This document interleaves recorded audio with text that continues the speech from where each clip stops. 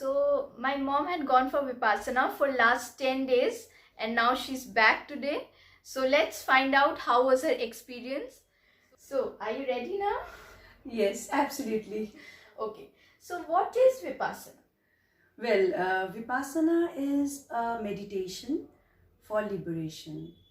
So, Buddha, it is said that he did Vipassana and he attained enlightenment.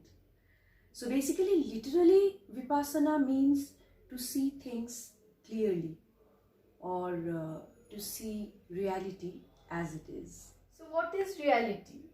We all are seeing reality here. This is me, that's you, we are here. This is reality. So why do you need to do Vipassana for that? Yes, of course, this is reality. But when we are focusing into reality, we start observing greater details, minute details of the things. So what happens is that, for example, if I say you are here, you have a very beautiful personality. When I have a closer look at you, you have a very beautiful face. Further look, beautiful smile. So, you start seeing very detailed. This happens in our real life as well. Now, if you turn in Vipassana, what we do is that we are turning the lens on our inner self. And like it is very striking thing that we observe that we are fully covered with layers and layers of our memories, our what to say, emotions, the feelings that we have accumulated in all these years, and we are all covered totally, so it's very difficult to know who we actually are. The habit patterns that we have developed over these years, they are actually leading us to take all the decisions, all the actions, the attitude, the behavior. Everything is being governed by the old memories. We are living out of our memories, not out of our intellect. So when we start delving deep into ourselves, so we come face to face with all these things. So I'll give you another example over here, like what happens when you work with your phone or laptop and there are several windows open at the same time. What happens? It gets slower. And what do you do then? So we close all the windows and then use the one we need. Exactly. That is exactly what we are doing in Vipassana. Okay. So I think I recommend you should go and do it. There is no age, like if you see in all the Vipassana centers today, all across the world, the youth, even 3-year-old kids are also coming for doing these practices. Like you will think, why 3-year-old? They have just started living and what do they need to clean? But basically this is a mental detox. It's unclogging every thing from the past and then again experiencing life new, fresh. So, it's absolute great experience. Okay, so this sounds really interesting. So from where have you done? So actually there are a number of Vipassana centers across the world, and they offer this service free of cost. And during this Corona period, I was literally trying to find out some place from where I can do this. And I've tried several places in India, but due to Corona, the dates were getting postponed. And fortunately, I came across this Yogilab, and Mr. David Hansberger, he runs this Vipassana centers, and this is in Indonesia. And the best part is that this is done online. This retreat is completely you can do from the comfort of your home, and the schedule offered is 11th to 22nd of Jan.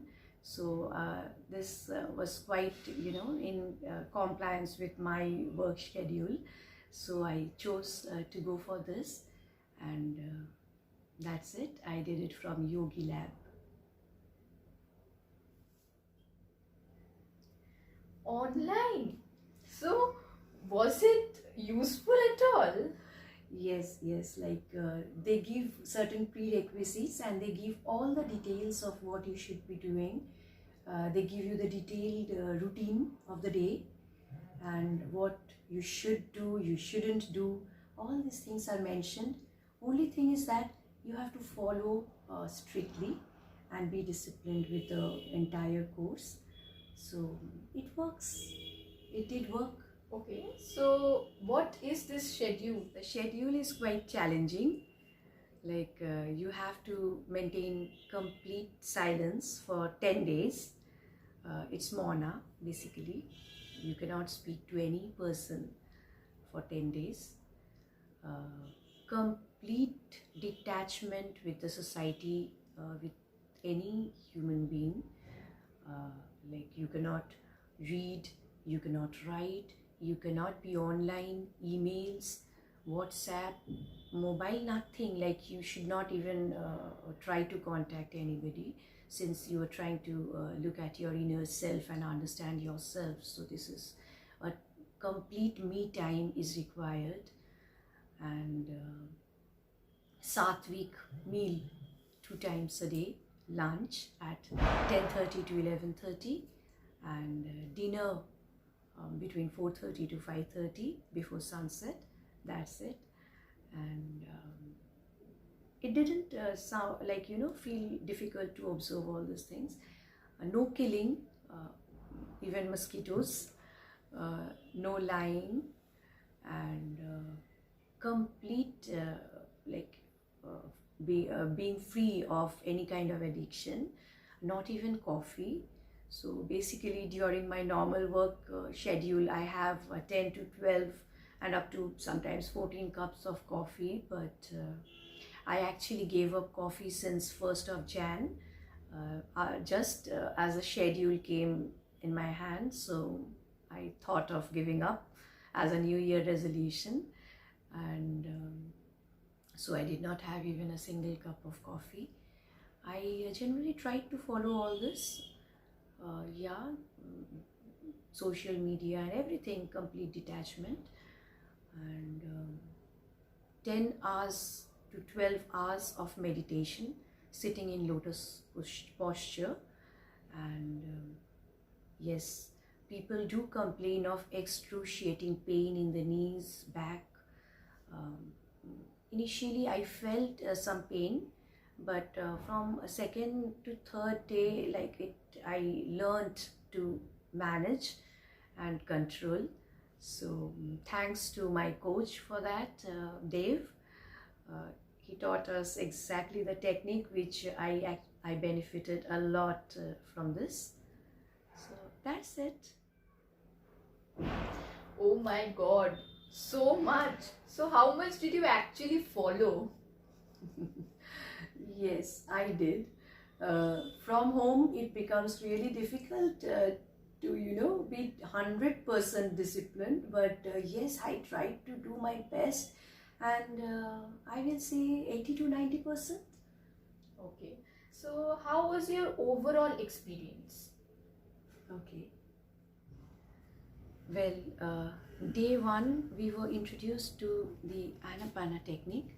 This is breathing in and breathing out, just observing this reality and not trying to control the breath in any ways, just focusing on the breathing process. It completely sharpens your awareness, and Buddha got enlightenment just by using this Anapana technique. It is generally said that for any average normal human being, we are present in the current moment only 46.9% of the of our capacity. We are present over here, and the rest of the mind is wandering. So this explains why we are slowed down so much. So we need to close all the other windows of our mind just by trying to stop this mind wandering. The mind keeps on wandering, like it goes to the past memories, to our some close relations, or something or the other maybe hearing some sound and it wanders over there. So we have to constantly, discipline and pull our mind back. We have to make a notation of where our mind went, and without giving any reaction or feeling anything for it, we just have to bring the mind back. It is just like a very naughty kindergarten child trying to discipline our mind in that way. It goes here and there, and we have to again and again focus and bring it back to the breathing. And this goes on for the first 2 days, where we are gradually narrowing down our focus area from a larger triangle to a smaller triangle, and then to a spot. So that intense focus is necessary.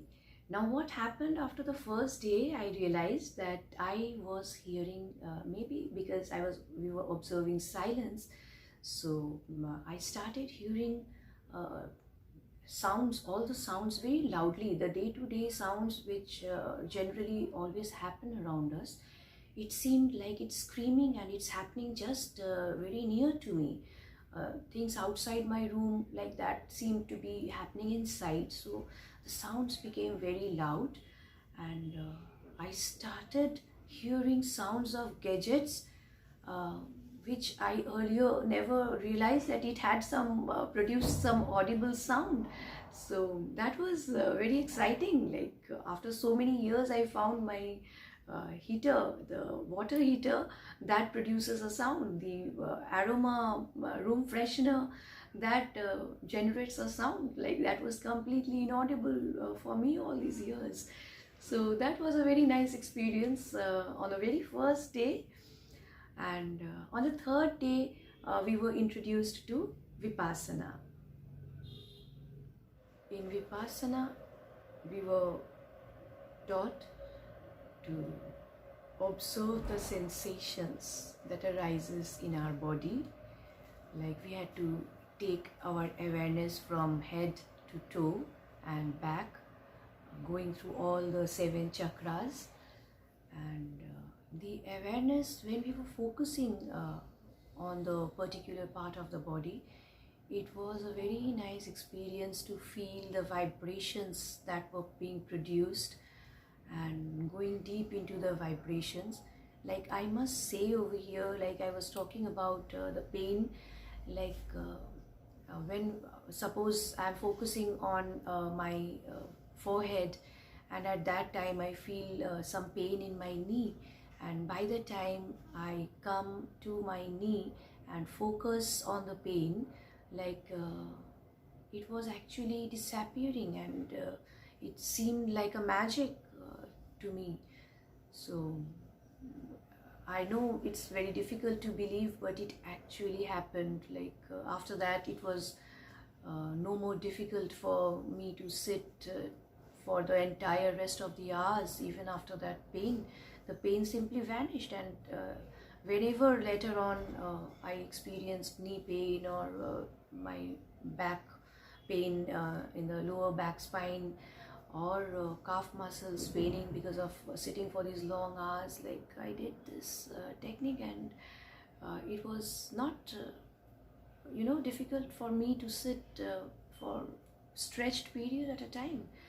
And also, like it is said that the sensations that we were observing in the body, same thing happens when we are interacting with the external world. The sensations produce all the reactivity, that we are producing to the external world. Emotions, feelings, everything, like the sensations are responsible for all this.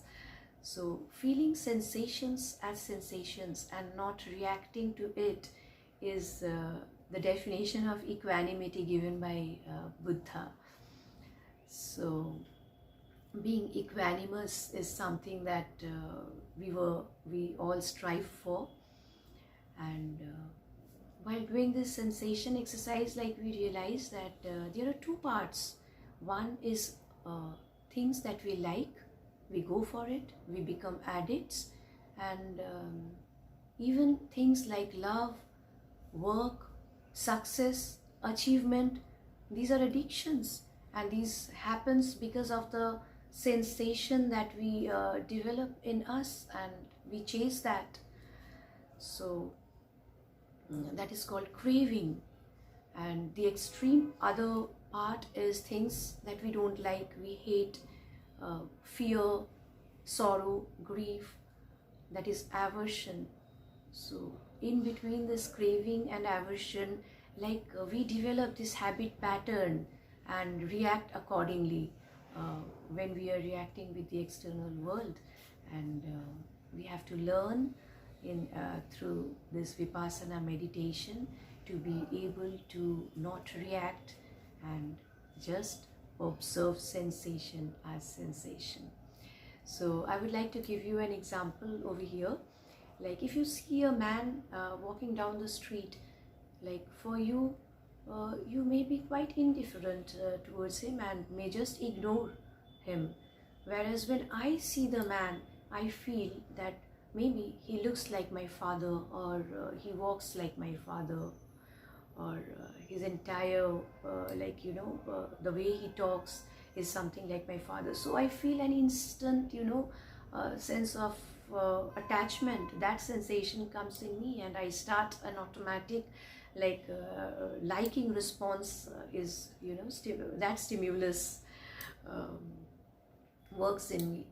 So it differs. Like for example, in today's video, like there are people out there who will be liking this, and there will be people who will not at all like this, and there are people who will be completely indifferent, listen and then ignore.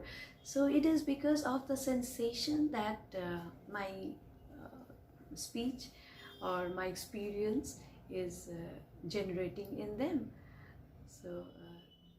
So it seems that you loved this experience. Yes, wow, it's amazing. And I would like to thank David Hansberger for this experience. And Dave, if you are watching, this is Rajashri from India, Kolkata, your land of Ganges. And I'm really super grateful to you for the beautiful way that you have used your training. Your mentorship guidance was just excellent. It made things so simple and so easy. Like I couldn't even believe that I'll be able to master any small even trick in this 10 days. This was my first Vipassana. So thank you so much, Dave. And for others, for the viewers, I would definitely recommend that you try Vipassana from any place of your choice. Though especially if you want to do this online retreat, you can go in for David Hansberger's Yogilab. And yes, I'm going to mention this experience in my upcoming book.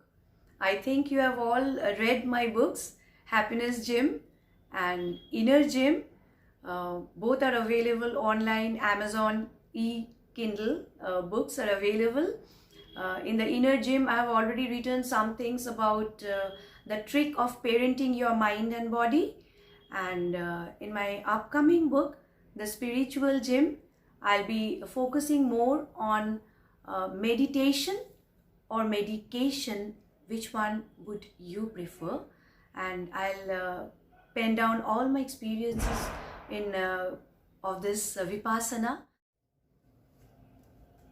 So we need to master our mind and use our mind as a tool for our growth and success.